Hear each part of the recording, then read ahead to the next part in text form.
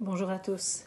Avec les membres du bureau, je viens vous dire à quel point votre mission auprès des jeunes est importante et à quel point nous avons besoin de vous près d'eux et de vous près de nous. Nous avons besoin de votre écoute attentive auprès des jeunes. C'est une période compliquée, éprouvante, étonnante.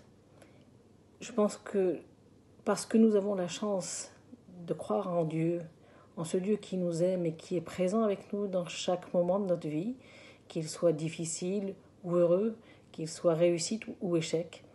Je crois que nous avons un regard d'espérance à porter sur ce monde et sur ce qui se passe. Et ce regard d'espérance, nous devons le transmettre à tous ces jeunes que nous accompagnons. Nous avons aussi à leur faire toucher du doigt à quel point eux peuvent être porteurs d'espérance autour d'eux.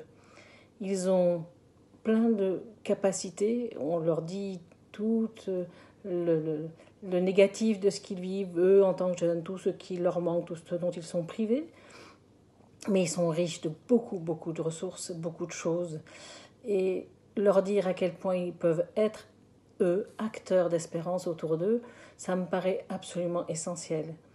Cela peut se traduire dans plein de gestes simples. Regardez pour ceux qui vivent en ville par exemple, si autour d'eux un voisin seul aurait besoin qu'on lui fasse des courses, prendre le risque d'appeler, de téléphoner, d'établir un lien s'il n'est pas déjà existant, ou aller ramasser les feuilles mortes dans le jardin de quelqu'un qui est seul et qui est peut-être fatigué. C'est une heure de sport gratuite.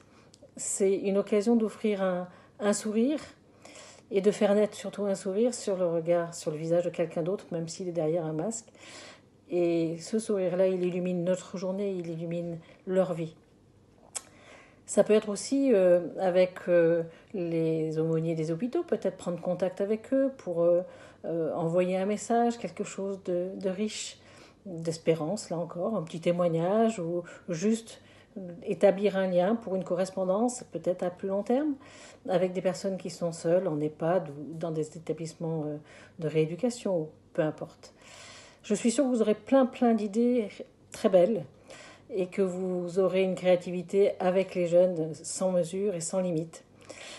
Encore une fois, soyons heureux d'avoir cette foi. Rappelons-nous que reprendre force auprès du Christ, c'est se replonger dans la parole de Dieu, c'est porter tous ceux que nous côtoyons et tous ceux dont nous pouvons nous faire le prochain, tous ceux dont nous pouvons devenir le soignant du cœur. Tout ça, toutes ces personnes, tous ces événements, nous pouvons les porter dans la prière. Que les jeunes peuvent aussi s'adresser à Dieu pour dire leur colère, leur frustration, leur peur, mais aussi leur joie, leur réussite, et se rappeler qu'ils ne sont absolument pas tout seuls dans ce qu'ils vivent et que non seulement le Christ les accompagne, mais que nous sommes les témoins du Christ pour pouvoir les accompagner aussi. Voilà, bon courage, belle création et bel enthousiasme. À bientôt.